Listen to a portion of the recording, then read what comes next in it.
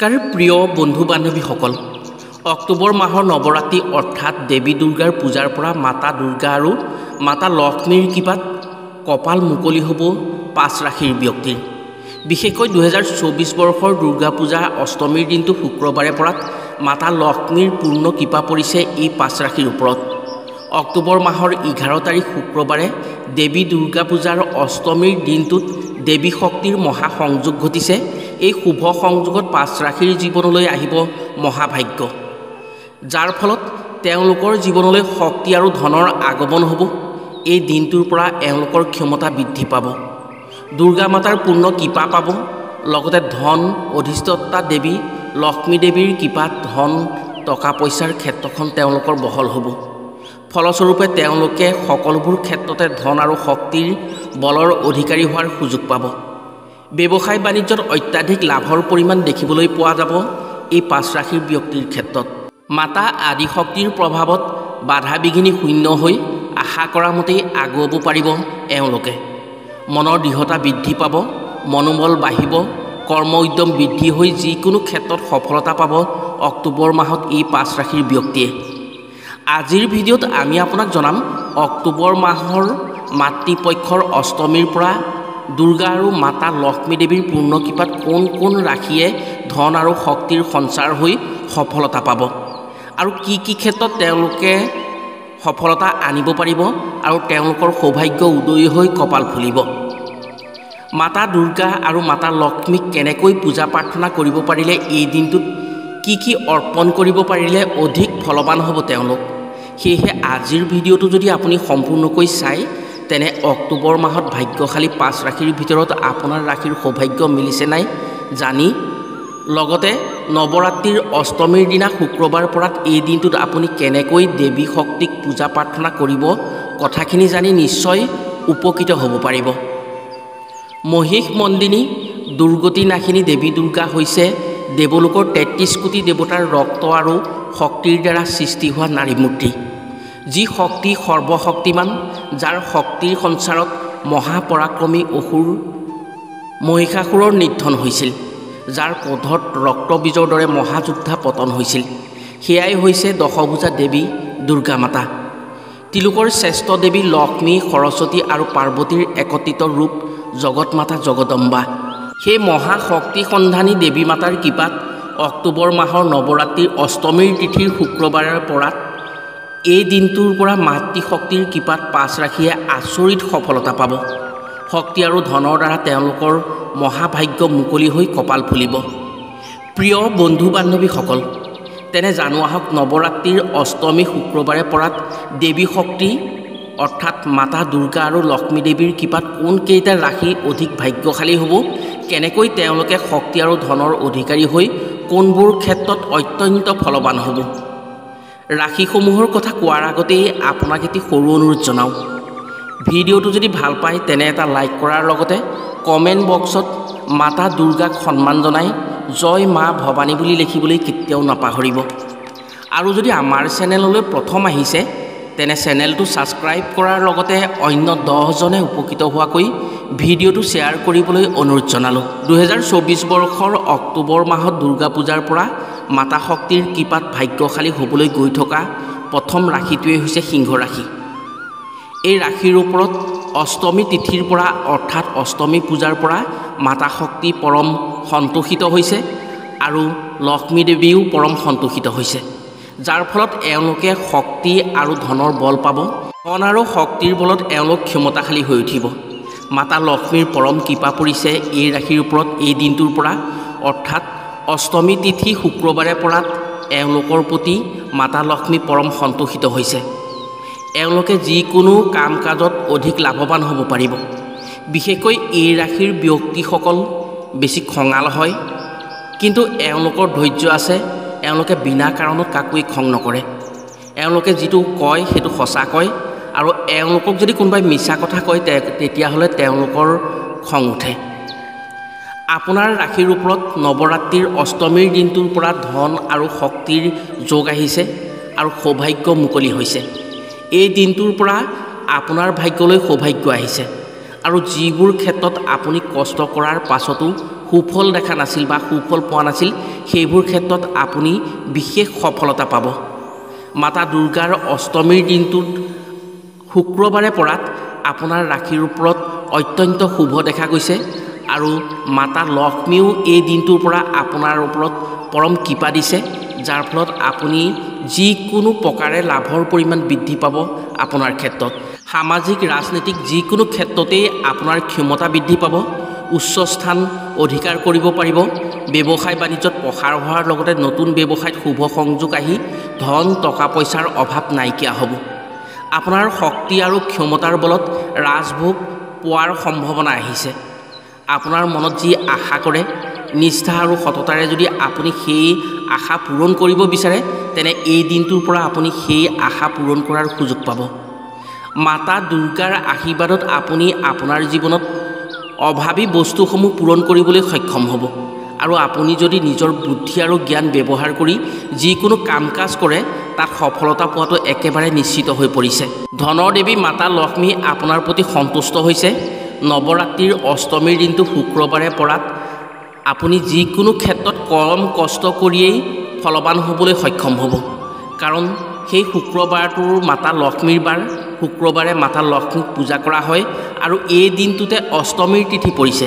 সেইকাৰণে এক শুভ সংযোগ হৈ লক্ষ্মী দেৱী আৰু মাতা দুৰ্গাৰ পৰম কৃপা পাইছে আপুনি। শিক্ষা দীক্ষাৰ প্ৰসাৰ হ'ব, আপোনাৰ জ্ঞান বৃদ্ধি হৈ আপোনাৰ কৃতিত্ব উজ্বলি উঠিব। দেৱী মাতা দুৰ্গাৰ কৃপাত আপুনি পাৰিবাৰিক ক্ষেত্ৰতো বা প্ৰেমৰ ক্ষেত্ৰতো উন্নতি কৰিব পাৰিব। আপুনি যেনেকৈ আশা কৰে তেনেকৈ সুখী হ'ব পাৰিব। পাৰিবাৰিক ক্ষেত্ৰখন আপোনাৰ অধিক সুখদায়ক হ'ব। সন্তানৰ কৃতিত্বত আপুনি গৌৰৱান্বিত হ'ব পাৰিব। যেনেকৈ আশা কৰিছে আপুনি তেনেকৈ ফল পাবলৈ সক্ষম হ'ব। অক্টোবৰ মাহত আপুনি বহুত সুখী হ'ব পাৰিব। বিশেষকৈ কন্যা সন্তানৰ পৰা আপোনাৰ সন্মান বাঢ়িব আৰু কন্যা সন্তানৰ সফলতাত আপুনি সামাজিক সন্মান পোৱাৰ যোগ্যতা আহিব। স্বাস্থ্যৰ দিশতো আপোনাৰ শুভ হোৱাটো একেবাৰে নিশ্চিত হৈ পৰিছে। আপোনাৰ স্বাস্থ্য শুভ থাকিব, কিন্তু আপোনাৰ পত্নীৰ স্বাস্থ্যৰ প্ৰতি কিছু গুৰুত্ব ল'ব লাগিব। পত্নীৰ স্বাস্থ্য কিছু অৱনতি হোৱাৰ সম্ভাৱনা আছে। 2024 বৰ্ষৰ অক্টোবৰ মাহত দুৰ্গা পূজাৰ অষ্টমী তিথিৰ পৰা দেৱী দুৰ্গা আৰু মাতা লক্ষ্মীৰ পৰম কৃপাত ভাগ্যশালী হ'বলৈ গৈ থকা দ্বিতীয় ৰাশিটো হৈছে বৃষ ৰাশি। বৃষ ৰাশিৰ ব্যক্তিসকল সাধাৰণতে অতি পৰিশ্ৰমী হয়। এওঁলোকে যিকোনো ক্ষেত্ৰত অধিক পৰিশ্ৰম কৰিব পাৰে আৰু পৰিশ্ৰমৰ ফলত এওঁলোকে উন্নতি কৰিবলৈ সক্ষম হয়। বিশেষকৈ ব্যৱসায় বাণিজ্যৰ ক্ষেত্ৰখনত বেছি এওঁলোকে আগবাঢ়িব পাৰে। ব্যৱসায় বাণিজ্যত অধিক পৰিশ্ৰম কৰিব পাৰে, যাৰ ফলত তেওঁলোকে খুব কম দিনৰ ভিতৰত নিজকে সফলতাত শিখৰত প্ৰতিষ্ঠিত কৰিবলৈ সক্ষম হয়। আপোনাৰ ৰাশিৰ ভাগ্যলৈ দুৰ্গা পূজাৰ অষ্টমীৰ দিনৰ পৰা অতি শুভ দিনৰ আগমন হৈছে। আপুনি উচ্চ শিখৰত আৰোহণ কৰাৰ সুযোগ আহিছে। আপোনাৰ ক্ষেত্ৰত মাতা দুৰ্গাৰ পৰম কৃপা পৰিছে। অষ্টমী পূজাৰ পৰা আপোনাৰ শক্তিৰ সঞ্চাৰ হৈ বহু ক্ষেত্ৰত আপুনি বিনা বাধাই আগবাঢ়িব পাৰিব। আপোনাৰ শক্তিৰ সঞ্চাৰ হৈ বহু ক্ষেত্ৰত আপুনি আপোনাৰ ক্ষমতা প্ৰকাশ কৰিব পাৰিব। ধন টকা পইচাৰ অভাৱ একেবাৰে নাইকিয়া হ'ব এই দিনটোৰ পৰা। ধন টকা পইচাৰ ক্ষেত্ৰখনত আপুনি যথেষ্টখিনি আগবাঢ়িব পাৰিব। ব্যৱসায় বাণিজ্য বা চাকৰি বাকৰিৰ ক্ষেত্ৰত আপুনি আগবাঢ়িব পাৰিব। ব্যৱসায় বাণিজ্য প্ৰসাৰ হ'ব, চাকৰি বাকৰিৰ ক্ষেত্ৰত পদোন্নতি হ'ব আৰু নতুন চাকৰিৰ সুযোগ আহিছে। অৰ্থ সঞ্চয়ৰ পূৰ্ণ সুযোগ আহিছে। আপোনাৰ মাতা দুৰ্গাৰ কৃপাত আপোনালোকৰ যিসমূহ বিপদ বিঘিনি আছে বা আকস্মিক সমস্যা, অযথা ধন সম্পত্তি ব্যয় হয় বা আপুনি যিসমূহ সমস্যাৰ বাবে দিনে ৰাতিয়ে কষ্ট কৰি আছে, সেই সমস্যাসমূহ আপুনি সমাধান হোৱাৰ সুযোগ পাব আৰু আপোনাৰ ধন ব্যয়ৰ পৰিমাণ হ্ৰাস পাব, যাৰ ফলত আপুনি ধন টকা পইচা সঞ্চয় কৰিব পাৰিব আৰু আপুনি পূজাৰ পৰা অৰ্থাৎ অষ্টমী তিথিৰ পৰা লক্ষ্মী দেৱীৰো পৰম কৃপা পাবলৈ সক্ষম হৈছে। আপুনি যিকোনো ক্ষেত্ৰত লাভৱান হ'ব পাৰিব। আপোনাৰ দৃষ্টিত কেৱল উন্নতিৰ দিশটোহে দেখা পাব। আপুনি উন্নতি কেনেকৈ হয় সেই কথাটোহে চিন্তা কৰিব। ব্যৱসায় উন্নতি হ'ব, ব্যৱসায় প্ৰসাৰ হ'ব, নৱ সংযোগ হ'ব পাৰে। চাকৰিৰ ক্ষেত্ৰত পদোন্নতি পূৰ্ণ সম্ভাৱনা আহি পৰিছে আৰু মাটি সম্পত্তিৰ সুযোগ আহিব পাৰে। গাড়ী মটৰৰ ক্ষেত্ৰত আপুনি যি আশা এটা কৰি আছিল, সেই আশাটো আপোনাৰ পূৰণ হোৱাৰ পূৰ্ণ সুযোগ আহিছে। আপুনি যদি অলপ চেষ্টা কৰে তেতিয়াহ'লে আপোনাৰ এই আশাসমূহ পূৰণ হ'ব। লক্ষ্মী দেৱীৰ কৃপাত আপোনাৰ সেই আশাসমূহ সোনকালেই পূৰণ হোৱাৰ যোগ আহিছে। পাৰিবাৰিক জীৱনত আপুনি ল'ব পৰা যিখিনি আগতে সিদ্ধান্ত আছিল আপুনি অকলে লৈছিল, এতিয়া সেই সিদ্ধান্তসমূহ আপোনাৰ পৰিয়ালৰ সহযোগিতাত ল'ব পাৰিব। পৰিয়ালে আপোনাৰ লগত সহযোগিতা কৰিব। ইষ্ট মিত্ৰ কুটুম্ব সকলোৱে আপোনাক ভাল পাব। আপোনাৰ উন্নতিত তেওঁলোকে সহায়ৰ হাত আগবঢ়াব। ক্ষমতাৰ বৃদ্ধি হ'ব। আগতে যিসমূহ ব্যক্তিয়ে আপোনাক অৱহেলা বা আওকাণ কৰি চলিছিল, দুৰ্গা পূজাৰ অষ্টমীৰ পৰা দেৱী শক্তিৰ পৰম কৃপাৰ জৰিয়তে আপুনি শক্তিশালী হ'ব আৰু শক্তি বৃদ্ধি হৈ সেইসমূহ মানুহে আপোনাক দেখিলে সন্মান কৰিবলৈ বাধ্য হ'ব। যদি আপুনি শিল্পকলাৰ লগত জড়িত আছে তেনে আপুনি সেই ক্ষেত্ৰত সন্মানীয় আসন অধিকাৰ কৰিবলৈ সুযোগ পাব। স্বাস্থ্যজনিত যিসমূহ আপোনাৰ ৰোগ ব্যাধি আছিল বা যিসমূহ ৰোগ ব্যাধিৰ কাৰণে আপুনি হতাশাত পৰিব লগা হৈছিল, এই দিনটোৰ পৰা আপুনি সেইসমূহ হতাশাত পৰিবলগীয়া কেতিয়াও নহয়। এই দিনটোৰ পৰা আপোনাৰ লাহে লাহে স্বাস্থ্য উন্নতি হ'ব। আপোনাৰ স্বাস্থ্যৰ ক্ষেত্ৰত কোনো বাধা নাপাব। আপুনি উন্নতিৰ শিখৰলৈ গৈ সুখী হোৱাৰ সুবিধা পাব। 2024 বৰ্ষৰ দুৰ্গা পূজাৰ অষ্টমী তিথিৰ পৰা ভাগ্যশালী হ'বলৈ গৈ থকা তৃতীয় ৰাশিটো হৈছে কন্যা ৰাশি। এই ৰাশিৰ ব্যক্তিসকল সাধাৰণতে ধাৰ্মিক, ক্ষমতাশালী। এওঁলোকে নিজৰ গুণ যশস্যাৰ দ্বাৰা গৌৰৱান্বিত হ'ব পাৰে। এওঁলোকক আনে সন্মান কৰে। এওঁলোক অতি কৰ্মনিপুণ ব্যক্তি। এওঁলোকে যিকোনো ক্ষেত্ৰত অধিক কষ্ট কৰিব পাৰে আৰু কষ্টৰ ফলত তেওঁলোকে ফল পায় আৰু তেওঁলোকৰ ফল কেতিয়াও নেহেৰায়। এওঁলোকে কেতিয়াও মিছা কথা নকয়। আনে মিছা কথা ক'লেও এওঁলোকে ভাল নাপায়। এওঁলোকৰ ক্ষেত্ৰত বিশেষ কিছুমান লক্ষণ আছে। এওঁলোকে কথা কম কয় আৰু এওঁলোকে বেছি কথা কোৱা মানুহো বেয়া পায়। অক্টোবৰ মাহৰ পৰা আপোনাৰ কপাললৈ সৌভাগ্য আহিছে। অক্টোবৰ মাহৰ মাতৃপক্ষৰ দ্বাৰা আৰম্ভণি হোৱাত মাতা দুৰ্গা দেৱীৰ কৃপাৰ লগতে দুৰ্গা পূজাৰ অষ্টমী দিনটোৰ পৰা আপোনাৰ যিকোনো ক্ষেত্ৰতেই উন্নতিৰ সুযোগ আহিছে। ব্যৱসায় বাণিজ্য, চাকৰি, শিক্ষা, পাৰিবাৰিক, প্ৰেম, স্বাস্থ্য সকলো ক্ষেত্ৰতেই আপুনি সন্তোষজনক ফলাফল পাবলৈ সক্ষম হ'ব। ব্যৱসায় বাণিজ্যত উন্নতি হ'ব। লাভৰ পৰিমাণ বৃদ্ধি হৈ সঞ্চয়ৰ ঘৰত ধন টকা জমা কৰিব পাৰিব। দেৱী পূজাৰ অষ্টমী পূজাৰ পৰা আপোনাৰ দুখৰ দিনৰ অন্ত পৰিব। এই দিনটোত এক শুভ সংযোগ হ'ব, যাৰ ফলত মাতা দুৰ্গা আৰু লক্ষ্মী দেৱীৰ পূৰ্ণ কৃপা পোৱাৰ আপুনি সম্ভাৱনা আছে। আপোনাৰ ৰাশিয়ে পূৰ্ণ কৃপা পাব। আপোনাৰ আধৰুৱা কাম কাজত সফলতা হোৱাৰ লগতে বহুদিনীয়া আশাসমূহ আপোনাৰ পূৰ্ণ হ'ব এই মাহৰ পৰা।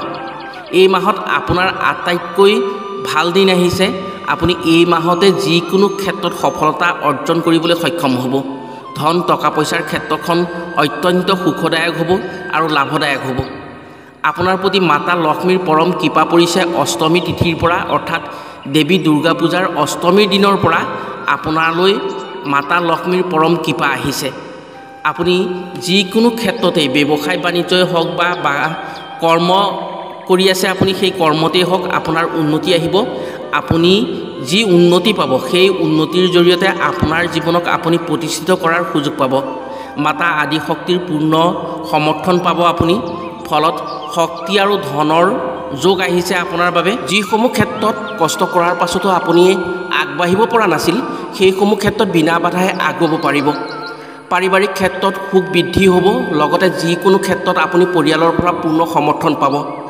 শিক্ষাৰ দিশত আপুনি কষ্ট কৰা মতেই ফল পাব।